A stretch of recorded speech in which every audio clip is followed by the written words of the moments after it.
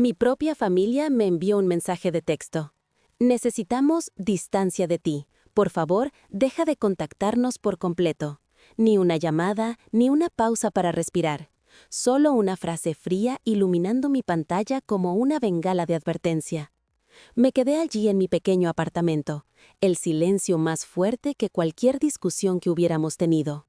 Y en lugar de suplicar, en lugar de derrumbarme, respondí con la frase más tranquila que he escrito.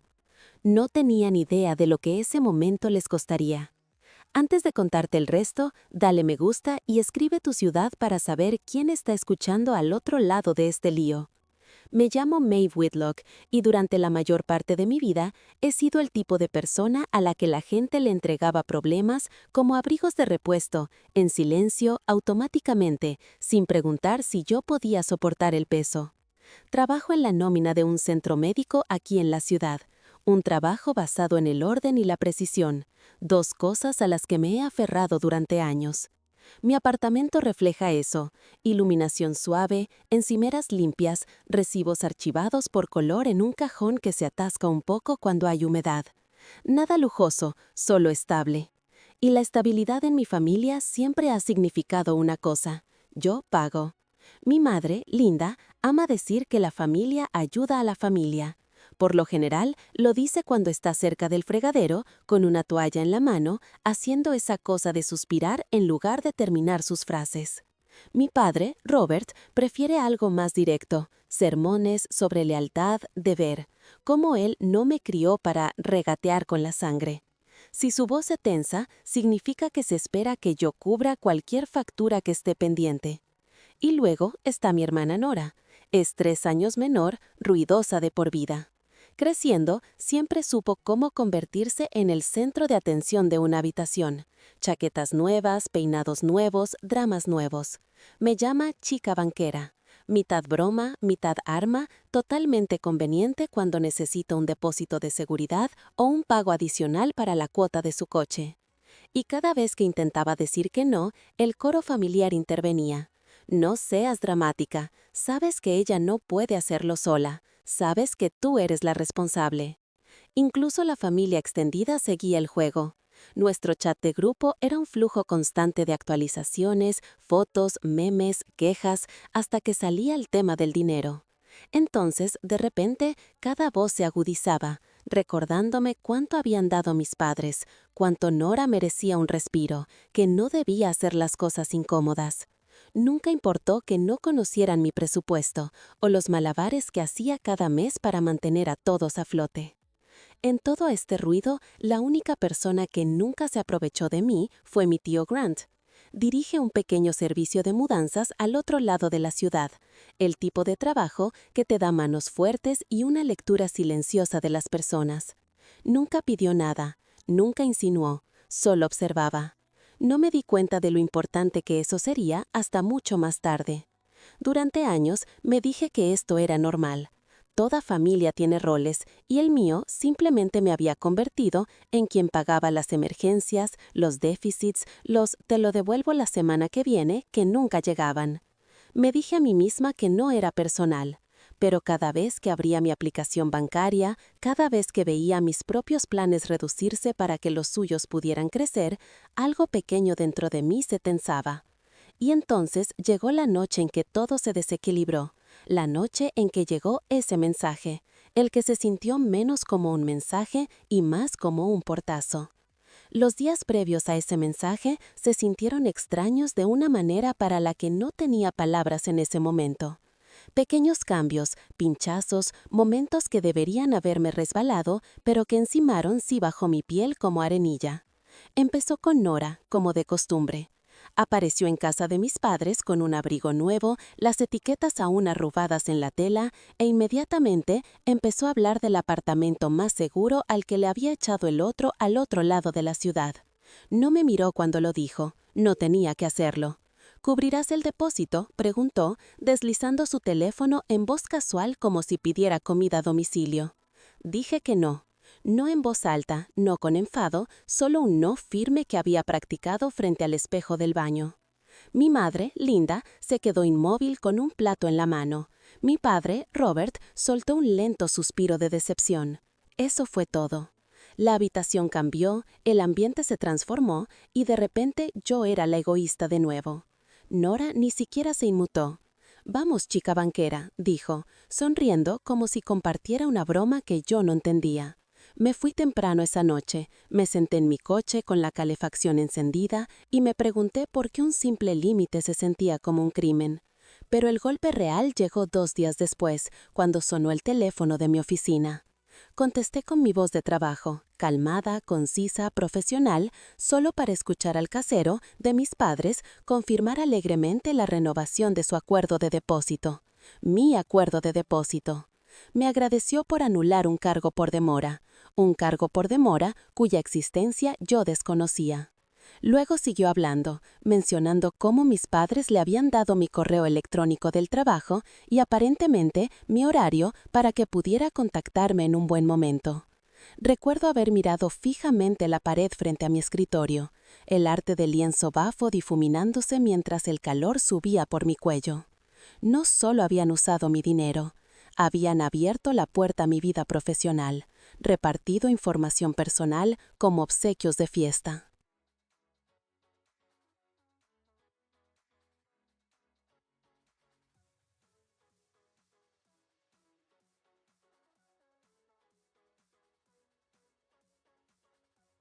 La privacidad no era algo que hubiera asumido que tenía que proteger de mi propia familia, pero de repente no estaba segura de tenerla en absoluto. Esa tarde, conduje directamente a su complejo de apartamentos.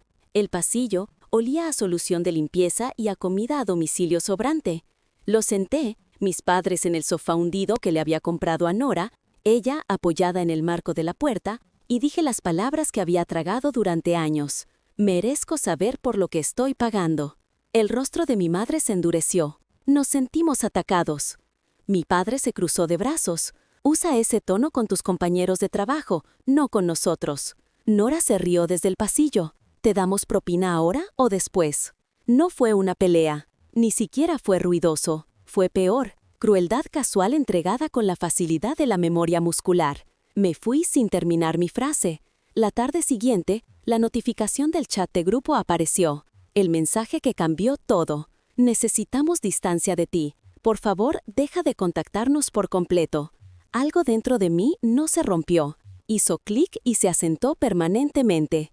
Los minutos después de ese mensaje de texto se sintieron suspendidos, como si el aire se hubiera espesado solo para mantenerme quieta el tiempo suficiente para entender lo que había pasado. Mi familia no pidió espacio. Declararon un exilio, sin discusión, sin confusión, un verdicto, y casi al instante su silencio inundó, brillante, resonante, definitivo. Me senté en el borde de mi cama, mirando el mensaje hasta que mi pantalla se oscureció. Sin ira, solo una claridad fría y asentada que nunca antes había sentido. Si esa era la distancia que querían, yo podría honrarla. 1 hora después, mi teléfono vibró con un nombre que no esperaba. Tío Grant. Él nunca llamaba a menos que hubiera una razón. Cuando contesté, su voz era firme, cautelosa. «Estoy en casa de tus padres», dijo. Me pidieron que ayudara a empacar. Por un momento pensé que había entendido mal. ¿Empacar qué? Todo, dijo en voz baja. Ropa, platos, fotos, se están mudando. Cerré los ojos. Claro que sí. No solo estaban cortando el contacto, se estaban desarraigando físicamente, desapareciendo sin dejar rastro, dejándome atrás como una factura que ya no querían. Grant dudó antes de añadir, «Me aseguraré de que te devuelvan cualquier cosa con tu nombre. No te preocupes». No tomó partido, simplemente actuaba con la verdad. Y esa verdad, él de pie en su sala empacando sus vidas, me golpeó más fuerte que el propio mensaje. Después de la llamada, abrí el cajón de recibos codificados por colores que había guardado durante años. Alquiler, servicios, transporte, gastos médicos, suscripciones, comestibles, todos los hilos invisibles que había usado para unir sus vidas mes tras mes. Me había dicho a mí misma que guardaba los registros por mi propia cordura, pero en ese momento se sentían como un mapa, un registro de cada lugar donde me había abandonado a mí misma para mantenerlos a flote. Extendí los recibos por el suelo. verde para vivienda, amarillo para servicios, azul para transporte, rojo para gastos médicos, morado para todo lo misceláneo que nunca recordaron que yo pagaba. Las categorías se curvaban por los bordes como si también estuvieran cansadas. Me senté allí, en el suelo de madera, con las rodillas recogidas, y por primera vez me permití verlo con claridad. Esto no era apoyo. Esto no era amor. Esto era dependencia disfrazada de deber. Y yo me había convertido en la infraestructura que sostenía una casa que nunca tuvo espacio para mí. El pensamiento no me rompió, me liberó. Esa noche, Elías vino. No golpeó fuerte, solo dio un toque y entró como lo hace alguien a quien le importa lo suficiente para ser delicado. «Te enviaron un mensaje», dijo suavemente. No es una pregunta, lo pudo leer en mi cara. Le deslicé el teléfono. Escaneó el mensaje, mandíbula tensa pero ojos suaves. «No te mereces esto», dijo. No lloré, no me derrumbé, solo exhalé como si alguien finalmente hubiera aflojado una correa alrededor de mi pecho. «Estoy harta», dije. Elías se sentó a mi lado en el suelo entre las pilas de recibos. «Entonces, empecemos con una cosa», dijo. «Muéstrame lo que has estado cargando». Le entregué la primera pila, verde, vivienda. Las revisó lentamente, como quien pasa las páginas de una historia que finalmente explica el final. A la mañana siguiente, entré en la oficina de la doctora Priya y le conté todo. El mensaje, la mudanza, los años. Ella escuchó, asintió y finalmente dijo: «Maeve, poner fin a un enredo financiero no es abandono, es autopreservación». Esa frase fue el permiso que no sabía que estaba esperando. Para cuando salí de su oficina, mi mente estaba firme, mis manos no temblaban. Sabía exactamente lo que tenía que pasar después. El siguiente mensaje que enviaría a mi familia no sería emocional, sería factual, definitivo y construido enteramente sobre la verdad que habían obligado a cargar sola. No envié nada esa noche. Dormí con mi teléfono en silencio y boca abajo, como haces cuando finalmente dejas de permitir que él dirija tu vida. Pero a la mañana siguiente, cuando lo giré, el chat de grupo era una tormenta, mensajes perdidos apilados como fichas de dominó caídas. Nora lo había iniciado. Por supuesto que sí. ¿Dónde estás? ¿Por qué no respondes? Mamá dijo: «Estás siendo dramática otra vez». Luego: «Bueno, haremos todo sin ti». Si querían cortarme, ¿por qué exigían que respondiera? Volví al mensaje original. «Necesitamos distancia de ti. Por favor, deja de contactarnos por completo». Todavía se sentía irreal, limpio y afilado como un corte de papel. Pero ahora yo tenía algo que ellos no: claridad. Caminé a mi pequeña mesa de cocina, extendí respilas codificadas por colores de la noche anterior y tomé fotos, una por cada categoría: vivienda, servicios, gastos médicos, transporte, suscripciones, misceláneos.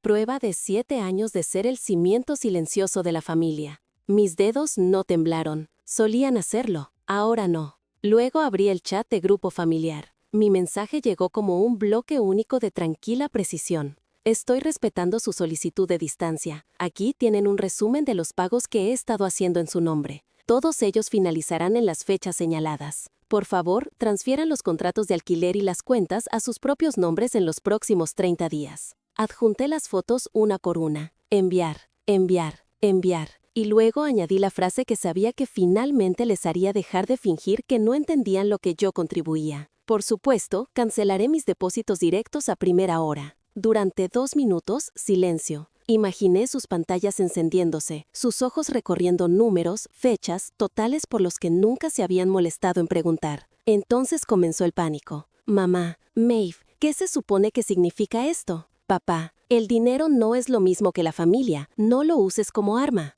Nora, estás enferma, hiciste esto para humillarnos». Tía Mara intervino. Luego un primo, luego el cónyuge del primo. Pequeños puntos grises de escritura pululaban en la pantalla como mosquitos. «Mamá de nuevo, nos referíamos a distancia de tu actitud, no de ti», respondí. Su mensaje decía que dejara de contactarlos por completo. «Lo estoy honrando». Papá envió un largo párrafo, sin puntuación, pura furia. Después de todo lo que hicimos por ti mientras crecías, esta es la gratitud que recibimos. Confiamos en ti con nuestras facturas porque pensamos que entendías a la familia mejor que esto. No me molesté en responder al chantaje emocional. Lo había escuchado durante años en 100 variaciones. Nora cambió de táctica. No puedo permitirme mudarme ahora mismo. Estaré en una zona peligrosa. ¿Estarías feliz si me pasara algo? Miré fijamente el mensaje. La respiración estable. Chantaje emocional, su herramienta favorita. Espero que estés a salvo, escribí, pero no soy responsable de tu estilo de vida. Silencio. Luego llamó mamá, luego papá, luego Nora. Llamada tras llamada, cada una sonando en mi pantalla hasta que activé no molestar. Querían una reacción, no se la iba a dar.